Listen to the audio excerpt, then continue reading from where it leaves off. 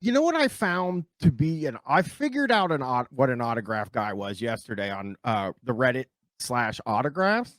Mhm. And I think to become an autograph guy, you have to go and buy something with a signature on it and not know who that person is. Yeah. And then go to Reddit and say, do you guys know who this person Yeah. is? You see that in sports subreddits all the time, like the Canucks subreddit. Someone will post like a sweater or like a hat and be like, do you guys know who signed this? And a lot of people can recognize the signatures. It's pretty impressive. So Oh, yeah. I would say that's good to me, and I never like to disagree with Bryan, but to me that doesn't feel as much, because that feels like that's somebody who's just gone to a game maybe and gotten it signed by someone randomly, but doesn't do it that often, and so is now asking, who is this even? Like, that's at least the thing Stefan's describing. I mean, I think if you're collecting, but that's the road to becoming one. I think. That's true. That's true. I think you're right there. But to me, like these are real autograph people who dedicate their entire life to go traveling around and finding celebrities at events or whatever and having them autograph things for them. Like that's a subculture of person, right? It is, yeah. But like I said, I think that anybody who I watched a video yesterday of a guy who went on Amazon and searched autographs. And found a Christian rock band that he had never heard of, but they had autographed CDs for sale, and he bought them and got them authenticated.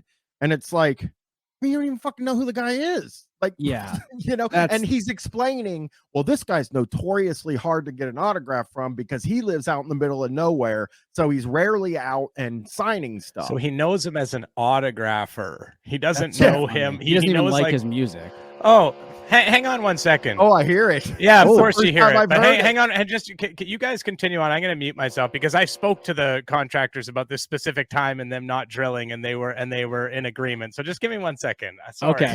Yeah, that's cool. I'm Yeah, not going to be rude to them, but this is ridiculous as far as. Of course, this is insane. But yeah, with I think that if you're buying an autograph and you don't know the person, or I mean, the type of person, and I've seen this happen.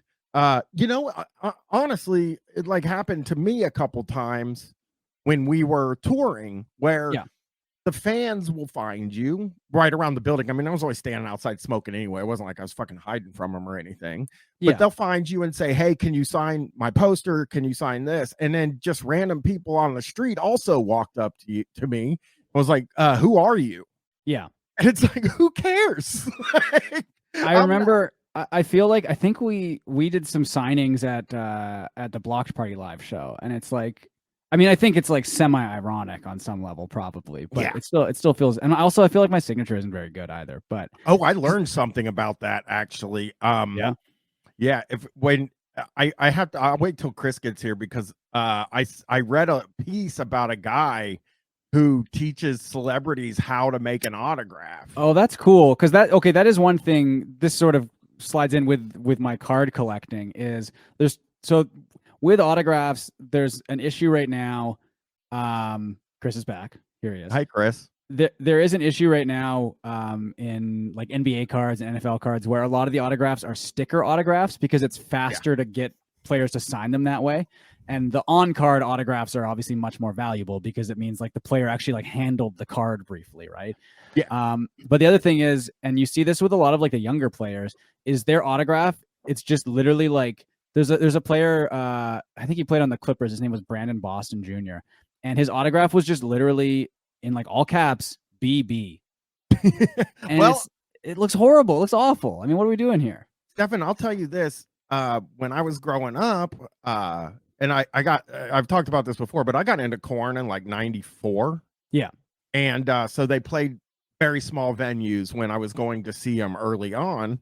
And I found Jonathan Davis, lead singer, was out there. Yeah. And I was like, I got to get this guy's fucking autograph. And he signed it, but he signed it HIV, but in the shape of a smiley face. It's just like you just wrote on my ticket stub. At that point, nobody's gonna know that. Yeah, there's no way to get that authenticated unless there's like a picture of him doing it, right? Yeah, and I was kind of mad about it. Same thing. I got Fred Durst too, and he signed it Fred Biscuit, which I think is fine.